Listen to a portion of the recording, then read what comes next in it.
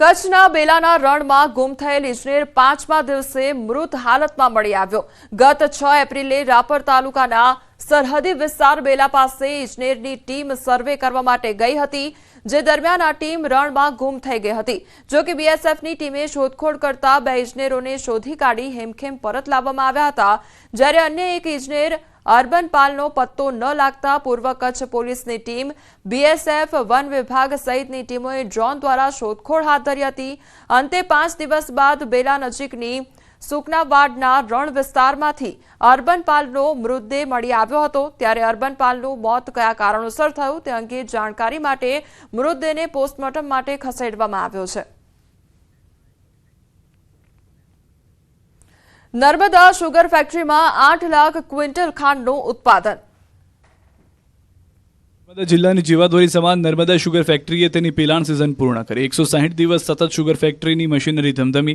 આ દરમિયાન 8.16 lakh metric ton શેરડીનું પિલાણ કરાયું, આશરે 8 લાખ ક્વિન્ટલ ખાંડનું ઉત્પાદન કર્યું। નર્મદા શુગર ફેક્ટરીનો વહીવટ કરતા ઘનશ્યામ પટેલ, એમડી નરેન્દ્ર પટેલ અને તેમની ટીમ દ્વારા સારી અને ગુણવત્તાયુક્ત ખાંડનું ઉત્પાદન સરળ અને કરકસરયુક્ત કરાયું છે। તેઓ છેલ્લા 30 વર્ષથી નર્મદા શુગર ફેક્ટરીનો વહીવટ કરે છે। આ 30 વર્ષના શાસનમાં કુલ 24 એવોર્ડ અત્યાર સુધીમાં મળી ચૂક્યા છે। આ સાથે જ વર્ષે રાજ્યમાં ખેડૂતોને સારો ભાવ આપવાનો પ્રયાસ કરાયો છે। આ વર્ષે રાજ્યમાં સારો ભાવ ખેડૂતો માટે આપવાનો પ્રયાસ થયો છે।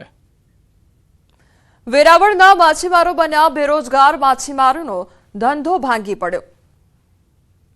ગીર સોમનાથ પંથકના માછીમારો કપરા સમયમાંથી પસાર થઈ રહ્યા છે। તેની પાછળનું કારણ છે આધુનિક લાઇટ ફિશિંગ અને લાઇન ફિશિંગ। આ પ્રકારના ફિશિંગમાં મોટા વિદેશી હર્બર નાનામાં નાની માછલી કે જે હજુ વિકાસ પણ ન પામી હોય તેને પકડી લેવાય છે, જેના કારણે સ્થાનિક માછીમારોને ભારે મહેનત બાદ પણ દરિયામાંથી માછલીઓ મળતી નથી। માછલીઓ મોટી થાય તે પહેલા જ તેને પકડી લેવાય છે। હાલ માછીમારોની સિઝન પૂર્ણ થવાને 2 મહિના બાકી છતાં વેરાવળ બંદર પર ઢગલા બંધ બોટ કિનારા પર ખડકેલી જોવા મળી। દરિયામાં ઓછી માછલી, વધતા ડીઝલના ભાવ તથા દરિયામાં ગેરકાયદેસર થતી લાઇન અને લાઇટ ફિશિંગના કારણે વેરાવળ સહિત ગુજરાતના માછીમારો બેરોજગાર બની રહ્યા છે। હાલ સ્થિતિ એ છે કે 4 થી 5 લાખનો ખર્ચ કર્યા બાદ પણ બોટ ફિશિંગ કરી દરિયામાંથી પરત આવે ત્યારે 2 થી 3 લાખની માછલીઓ મળી શકે છે, જેના કારણે દરેક બોટ માલિકોને 1.5 થી 2 લાખની નુકસાની ભોગવવી પડી રહી છે। જ્યારે દરિયામાંથી પરત આવ્યા બાદ દરિયાઈ માછલીને બજારમાં લઈ જાય તો ત્યાં યોગ્ય ભાવ મળતા ન હોવાથી પણ છેલ્લા કેટલાક વર્ષોથી માછીમારો માટે ચિંતાનો વિષય બન્યો છે। ત્યારે સરકાર દ્વારા લાઇન ફિશિંગ અને લાઇટ ફિશિંગને જે ગેરકાયદેસર છે તેને કડકાઈથી બંધ કરવામાં આવે તેવી માછીમારો માંગ કરી રહ્યા છે। રાણપુરના જાળીલા ગામને મળી નવી ગ્રામ પંચાયત, એનઆરઆઈએ ગામને આપી ભેટ। રાણપુર તાલુકાના જાળીલા ગામને મળી છે નવી ગ્રામ પંચાયત। આ નવી ગ્રામ પંચાયત મૂળ જાળીલા ગામના વતનીને હાલ અમેરિકામાં વસતા એનઆરઆઈએ સ્વખર્ચે બનાવડાવી છે। એનઆરઆઈ જગદીશભાઈએ પોતાના સ્વર્ગસ્થ પિતાની માદરે વતનમાં યાદગીરી જળવાઈ રહે તે માટે આ ગ્રામ પંચાયત બનાવડાવી છે। 34 લાખની માતબર રકમના ખર્ચે સરપંચ રૂમ, તલાટી room, computer room, conference room, guest room, kitchen waiting room, attach shower સાથેના બાથરૂમ સહિતની સુવિધા સાથે સજ્જ કચેરી બનાવી ગામને અર્પણ કરી છે। સાથે જ તેમના પિતાના સ્ટેચ્યુનું પણ અનાવરણ કરાયું, જેમાં મોટી સંખ્યામાં ગ્રામજનો ઉપસ્થિત રહ્યા। દાતા પરિવારનું કરાયું સન્માન। સમાચારોમાં આગળ વધીએ તે પહેલા રોકાઈશું એક બ્રેક માટે।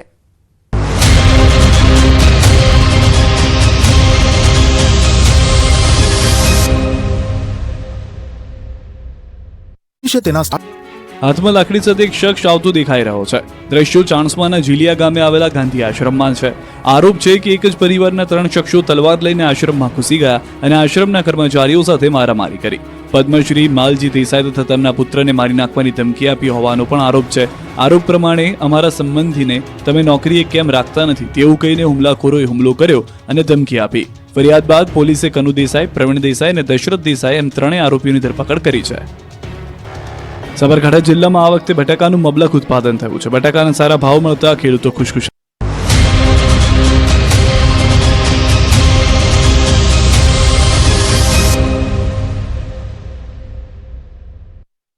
બ્રેક બાદ આપનું સ્વાગત છે અને સમાચારો પર નજર કરીએ તો પાટણ ઉત્તર ગુજરાત યુનિવર્સિટીનો વધુ એક છબરડો સામે આવ્યો હોવાનો આક્ષેપ મૂકવામાં આવ્યો છે।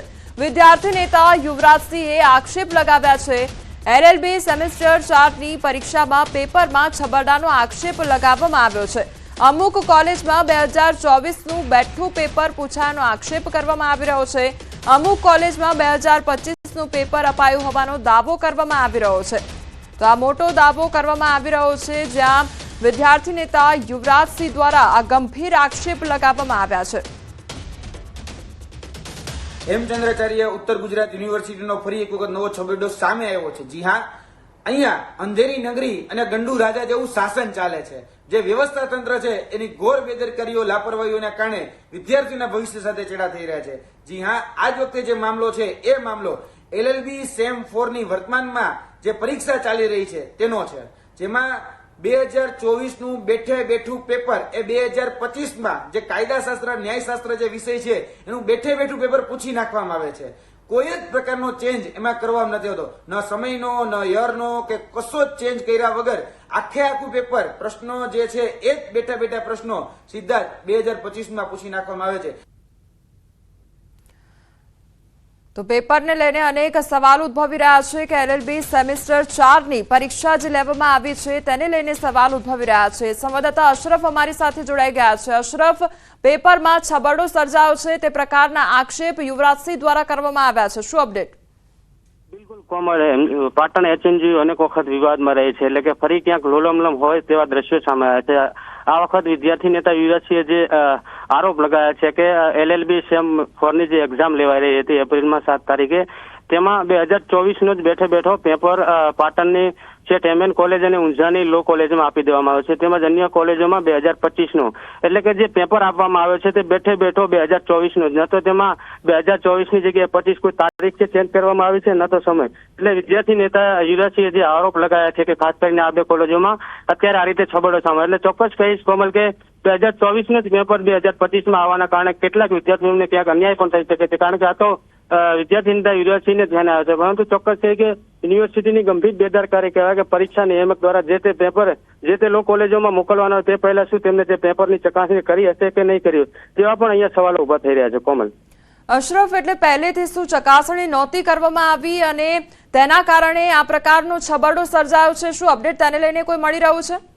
બિલકુલ કોમલ, કોઈ એક જગ્યાએ એક જ પેપર નીકળે તો આપણે એવું કહી શકીએ કે યુનિવર્સિટીના સત્તાધીશોને ધ્યાન ન રહે, પરંતુ બે કોલેજોમાં આ રીતના સામે આવે છે કે દરેક વિદ્યાર્થીઓને 2024 નો જ પેપર આપવા, એટલે કે ક્યાંક પરીક્ષા નિયામક એટલે કે પરીક્ષાની જે ટીમ હોય તેની ગંભીર બેદરકારી ગઈ છે, કારણ કે એક પેપર છે તેમને ધ્યાને ના આવે, પરંતુ આખો બંચ જે કોલેજમાં મોકલવામાં આવે છે તે આખા બંચ જ કોલેજોમાં 2024માં પહોંચી ગયા છે અને પરીક્ષા સમયે પરીક્ષાર્થીઓને આપી પણ દેવામાં આવે છે. આ તો પરીક્ષા ધ્યાને આવતા સમગ્ર વાત વિદ્યાર્થી નેતા યુવરાજસિંહ જોડે છે અને વિદ્યાર્થી નેતા યુવરાજસિંહે સમગ્ર છબરડો બહાર લાવ્યો છે, એટલે કે હવે પરીક્ષા નિયામક આ સમગ્ર છબરડામાં કઈ રીતે તપાસ કરે છે અને શું કાર્યવાહી કરે છે તે જોવું રહ્યું. કમલ, અશરફ, બીજો અહીંયા સવાલ એ થઈ રહ્યો છે કે જ્યારે વિદ્યાર્થીઓ દ્વારા પરીક્ષા આપવામાં આવી રહી હતી ત્યારે જ આ પ્રકારનું પેપર આપી દેવામાં આવ્યું, તો એ વિદ્યાર્થીઓનું શું કે જેમના દ્વારા પરીક્ષા આપવામાં આવી છે?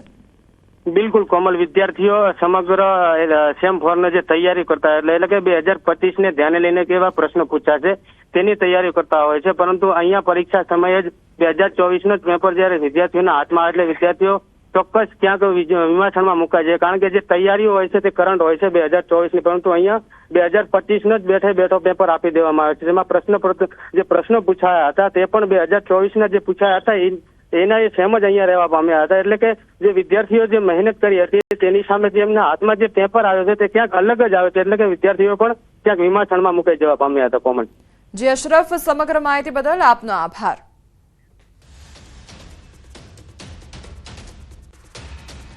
ભગવાન માધવરાયજી અને રૂકમણીજીના વિવાહની વિધિ સંપન્ન થયા બાદ ભગવાન માધવરાય રૂકમણી સાથે વાજતે ગાજતે માધવરાયજીના નિજ મંદિરે પહોંચ્યા હતા. દર વર્ષે ચૈત્ર મહિનામાં આ લગ્નની આબેહૂબ ઉજવણી કરવામાં આવે છે. આ ઉજવણીની સાથે સાથે માધવપુરમાં લગ્નની ખુશીમાં મેળાનું પણ આયોજન કરવામાં આવે છે.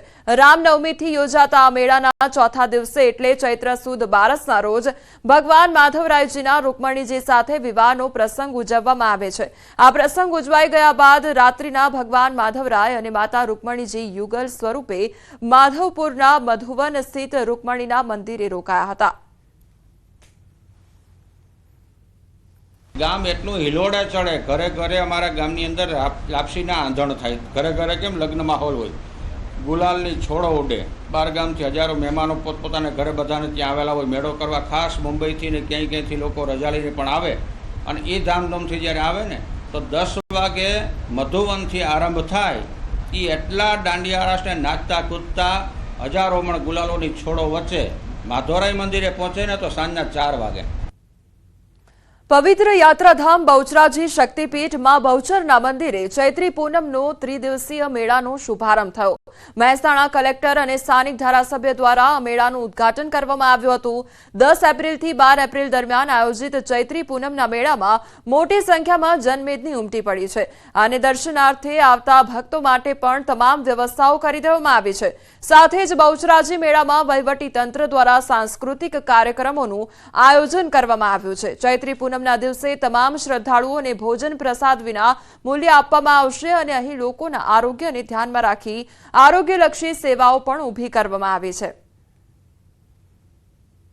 અને આવનારા જે લોકો છે વિવિધ રસ્તા ઉપરથી આવે છે. માની લો કે સુરેન્દ્રનગર જિલ્લા તરફથી આવતા હોય, અમદાવાદ તરફથી આવતા હોય, મહેસાણા તરફથી આવતા હોય, તો જ્યારે આવી હીટવેવનો એક તો સમય ચાલી રહ્યો છે ત્યારે તમામની આરોગ્યની સેવાઓ જળવાય એને આપણે પ્રાધાન્ય આપ્યું છે. સાથે સાથે ટ્રાફિકની સમસ્યા કોઈ ના ઉદ્ભવે, લોકોનું આરોગ્ય જળવાઈ રહે, સાફ સફાઈ પણ જળવાઈ રહે, ટ્રાફિકના કોઈ પ્રશ્નો ના આવે, યાત્રિકોને વિનામૂલ્યે ભોજન મળે, આરામ મળે, આરોગ્યની સગવડતા મળી રહે એવી વ્યવસ્થા તંત્ર તરફથી કરવામાં આવી છે. ખાસ કરીને ઉનાળો છે, ગરમીનું વધારે પ્રમાણ હોવાથી અહીંયા મંડપમાં ફુવારા સિસ્ટમ પણ રાખવામાં આવી છે. એનાથી ગરમી ઓછી લાગે, માના દર્શન શાંતિથી દર્શન થાય. શક્તિપીઠ અંબાજીમાં સૌપ્રથમ વખત ત્રિદિવસીય રાષ્ટ્રીય મહિલા આર્ચરી સ્પર્ધાનો શુભારંભ કરવામાં આવ્યો હતો. મુખ્યમંત્રી ભૂપેન્દ્ર પટેલ દ્વારા આર્ચરી સ્પર્ધાનો શુભારંભ કરવામાં આવ્યો હતો, જેમાં એનપીટીસી ખેલો ઇન્ડિયા નેશનલ રેન્કિંગ અને વિમેન્સ આર્ચરી ટુર્નામેન્ટમાં દેશભરના 28 રાજ્ય અને 8 કેન્દ્ર શાસિત પ્રદેશોમાંથી 500 ઉપરાંત મહિલાઓએ ભાગ લીધો હતો. દેશભરમાંથી 18 યુવતીઓએ પોતાના રાજ્યનું નામ રોશન કર્યું છે. સિનિયર કેટેગરીમાં 6 ગોલ્ડ મેડલ, જુનિયર કેટેગરીમાં 6 સિલ્વર મેડલ અને સબ જુનિયર કેટેગરીમાં 6 બ્રોન્ઝ મેડલ મેળવ્યા છે, જેમને બનાસકાંઠાના મહિલા આઈપીએસ અધિકારી સુમન નાલાના હસ્તે મેડલ આપવામાં આવ્યા. સાથે જ વિજેતા પ્રાપ્ત કરેલા યુવતીઓને શુભેચ્છા પાઠવવા સાથે સરકાર દ્વારા નિયત કરાયેલા રોકડ રકમના ચેક પણ અર્પણ કરવામાં આવ્યા. पहले तो मैं कॉन्ग्रेचुलेट करना चाहूँगी गवर्नमेंट ऑफ गुजरात को और sports authority of Gujarat and tourism department along with NTPC कि इतना शानदार जो है नेशनल वुमेन आर्चरी कंपटीशन पहली बार अंबाजी में इन्होंने ऑर्गेनाइज कराया है और बहुत ही सीमलेस गया है. 400 से ज़्यादा यहाँ पार्टिसिपेंट्स आए हैं. उनके रहने का, खाने पीने की व्यवस्था सरकार ने की है और सेफ्टी और सिक्योरिटी का ध्यान पूरा पुलिस ने रखा है और बहुत ही सक्सेसफुली ये हुआ है. पूरे एनआरटी में गुजरात में मैंने गोल्ड मेडल जीता है, जिसकी मुझे बहुत खुशी है. यहाँ पे बहुत ही अच्छा इनिशिएटिव लिया गया था गवर्नमेंट की तरफ से. बहुत ही अच्छे लेवल पे एक टूर्नामेंट करवाया गया था जिसमें हमें कैश अवार्ड्स भी दिए गए. मैं चाहती हूँ कि ऐसे ही टूर्नामेंट और भी होते रहें ताकि लड़कियों को और अपॉर्चुनिटी मिलती रहे. વિશ્વ હોમિયોપેથી દિવસ 2025ની ગાંધીનગરમાં ઉજવણી થઈ અને આ પ્રસંગે મુખ્યમંત્રી ભૂપેન્દ્ર પટેલે કહ્યું કે રોગને જડમૂળથી નાબૂદ કરવાનો હોમિયોપેથીમાં ગુણ છે. વ્યક્તિના તન, મન અને આરોગ્ય સારું કરવામાં હોમિયોપેથી મહત્વનું છે અને આ જ હોમિયોપેથીને પીએમ મોદીએ નવી દિશા આપી છે. સૌની સુખાકારી માટે સૌને પોસાય તેવું આ હોમિયોપેથીને નવું બળ આપવામાં આવ્યું છે. હોમિયોપેથીનો વ્યાપ વધે તે માટે ઘણા સુધારા કરવામાં આવ્યા છે. નવા રચાયેલા આયુષ મંત્રાલયના લીધે નવા સીમાચિહ્નો પ્રાપ્ત કર્યા છે અને ગુજરાતે આવી વૈકલ્પિક સારવાર માટે એક આધાર ઉભો કર્યો છે. તો આયુષ મંત્રાલયના લીધે જે નવા જે સીમાચિહ્નો રચાયા છે તે વિશે પણ સીએમ દ્વારા વાતચીત કરવામાં આવી છે. તો આજે વિશ્વ હોમિયોપેથી દિવસની ઉજવણી કરવામાં આવી રહી છે અને રોગને જડમૂળથી નાબૂદ કરવા માટેની જે કામગીરી થઈ રહી છે તે વિશે પણ સીએમ દ્વારા વાતચીત કરવામાં આવી છે.